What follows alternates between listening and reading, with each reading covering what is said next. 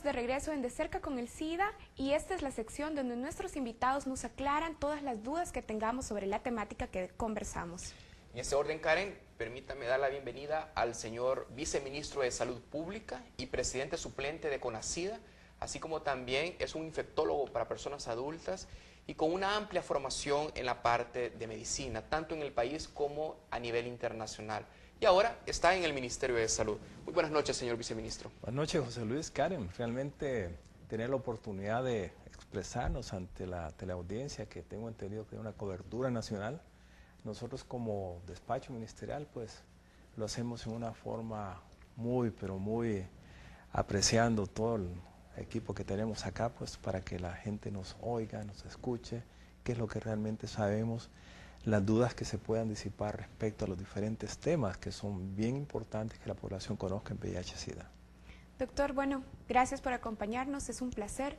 Y para que empecemos en la dinámica de conversar y aclarar dudas, sabemos que existen demasiadas, variadas y polémicas versiones sobre el origen del VIH. Se habla y se coincide como el epicentro de la pandemia en África Central. Se dice que se transmitió de los chimpancés a los seres humanos a través de prácticas inadecuadas de cacería, ingestión de la carne y sangre contaminada o infectada de los chimpancés. También se dice que se trató de una conspiración de la CIA. Se dice que fue por la ciencia médica a través de la experimentación de vacunas. ¿Qué hay de cierto? ¿Qué dice la ciencia médica sobre todas estas suposiciones? Bien, el virus causante del VIH es un virus que pertenece a una familia y esta familia pues ha sido conocida por años, ha existido todo el tiempo. Hay virus precisamente de esta familia a nivel de inclusive las culebras, de los ratones, de los gatos, en animales salvajes, ha existido siempre miembros de la familia. No estoy diciendo que sea el causante en el hombre, pero ha existido. Cuando existen esas mutaciones, pues se da pues que el hombre puede adaptarse a ellas, crecer dentro de las células y finalmente expresarse, ¿no? Y ha habido muchos mitos, tal como usted lo decía, precisamente cuando hablamos de que había muchos viajeros hacia el África que se contaminaron. Hay ciertos documentos que dicen que cuando personas viajaron al área marítima durante muchos años antes, viajaron hacia África, después a Europa, hay evidencias de que algunos sueros se guardaron de estas personas y cuando se les han hecho las pruebas, hay evidencias del 59, del 69, las pruebas que actualmente hacemos salieron positivas para VIH. Por lo tanto, yo creo que como que estaba localizado tal vez a cierta área geográfica de todo el continente, de todos los continentes, pero que de alguna manera pues como que facilitó que el virus empezara a reproducirse prácticamente en el tejido humano y una vez en el tejido humano pues empezar a diseminarse a otras personas por los mecanismos que conocemos actualmente. Pero están borrados todos esos mitos en cuanto a que hubo programas de investigación que produjeron un virus, que lo tiraron a la población, o que por efectos de experimentación o de la CIA pues no tienen nada que ver, absolutamente nada de eso, sino que en el contexto de la evolución de la vida, la evolución misma biológica, se da que da mutaciones y finalmente el hombre se contamina y una vez contaminado, infectado, es capaz de transmitirla a otras personas. Interesante.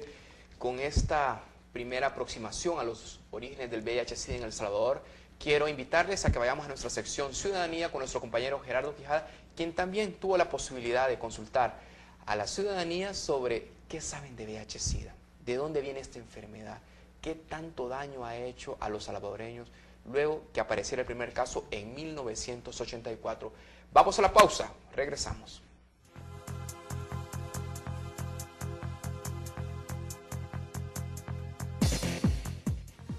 Hace más de 30 años se descubrió el primer caso de VIH en nuestro país.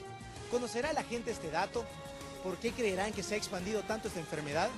¿Creerán que hay alguien que sea el culpable de esto? Veamos qué opinaron. ¿Conoces cuándo se dio el primer caso de VIH en el país? Bueno, realmente no sé, no. Y bueno, fue en 1981, pero hasta la fecha hay más de 20.000 personas. ¿Por qué crees que se ha expandido tanto esta enfermedad? Bueno, yo digo que por las personas, por los hombres que son infieles, O por todas las personas que no le son fieles a su esposa. ¿Conoce usted cuándo se da el primer caso de VIH en el país? ¿No?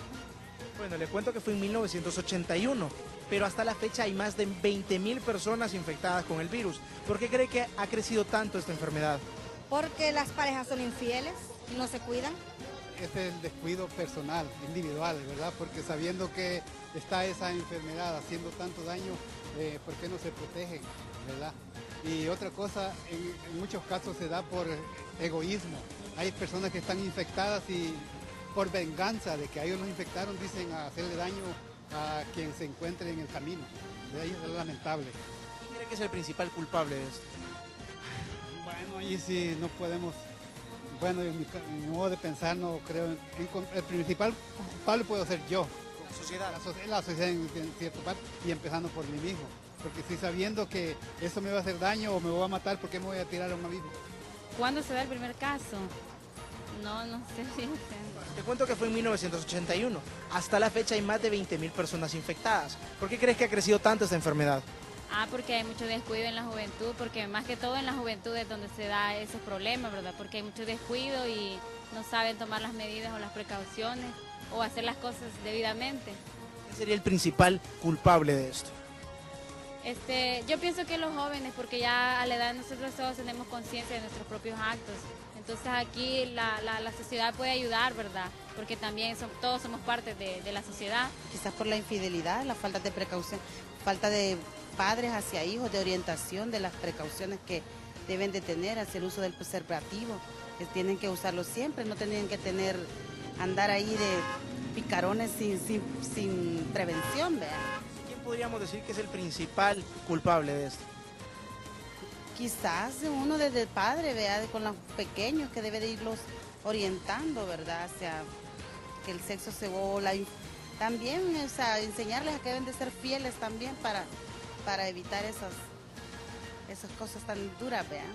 Pues la cosa es porque por el descuido de la gente, pues, o sea que tienen sexo libre, no se protegen, porque solamente así es como se pueden contaminar, ¿verdad? Por el sexo así y por las transfusiones de sangre también que se puedan hacer. Es momento de reflexionar y evitar que esta enfermedad se siga expandiendo. Esta fue nuestra sección de Ciudadanía.